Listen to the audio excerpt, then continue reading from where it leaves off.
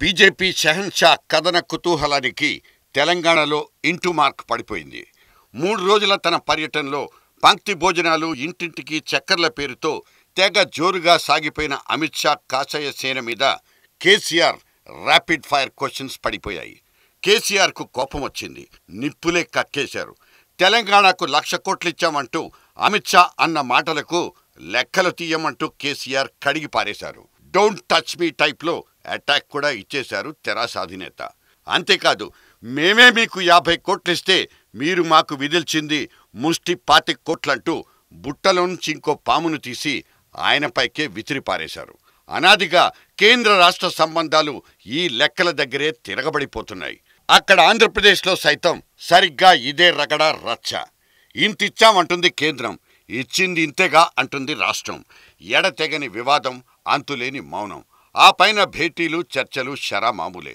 మా కేంద్రమిచ్చిన సొమ్ములు దారి మళ్లిపోతున్నాయంటుంది ఢిల్లీ. అణా పైసలతో సహా లెక్క చెప్పామంటుంది రాష్ట్రం. ఇవాళ తెలంగాణ సర్కార్కు అరికాలి మంట నెత్తికెక్కిందనడానికి కేసీఆర్ ఉగ్రరూపమే అందుకు ప్రత్యక్ష సాక్ష్యం. నిజానికి ఇదేమీ జాతి వైరమో ఇంకోటో కాదు.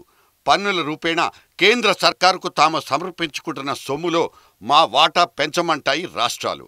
గతంలో కంటే ఇప్పుడు మీ వాటాని 42 పైసలకు పెంచామంటుంది కేంద్రం. ఇదివరకున్న ప్లానింగ్ కమిషన్ని రద్దు చేసి నీతి ఆయోగ్ లాంటి సరికొత్త వ్యవస్థను ఏర్పాటు చేసి మీకోసం ఎక్స్ట్రా సేవలు అందిస్తున్నా మా మీద ఇంకా ఆరోపణలు చేయడమేంటన్నది మోదీలు అడుగుతున్న ప్రశ్న. రాష్ట్రాల్ని తమ చెప్పు చేతుల్లో పెట్టుకోకపోతే రాజకీయంగా భారీగా నష్టపోతామన్నది కేంద్రంలో అధికారంలో ఉన్న పార్టీల భయం.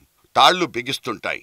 అందుకే కేంద్రంతో కయ్యం కంటే వియ్యమే బెటర్ అన్న ఫిలాసఫీతో కడుపులో మంట పుడుతున్నా చిరునవ్వనే లౌక్యంతో నెట్టుకొస్తుంటాయి రాష్ట్రాలు.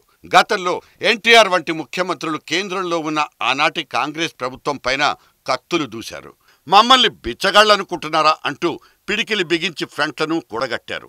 ఇవాళ కేసీఆర్ కూడా సరిగ్గా అదే ధోరణి కనబర్చడం ఒక రిమార్కబుల్ డెవలప్మెంట్.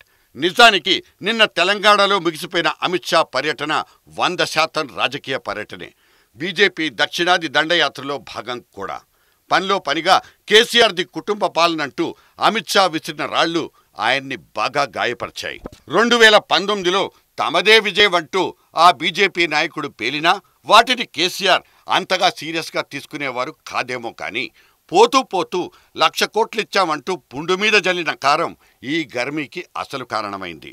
అయితే ఇంత కోపంలోనూ కేసీఆర్ తమాయించుకున్న తీరు కూడా గమనార్హం.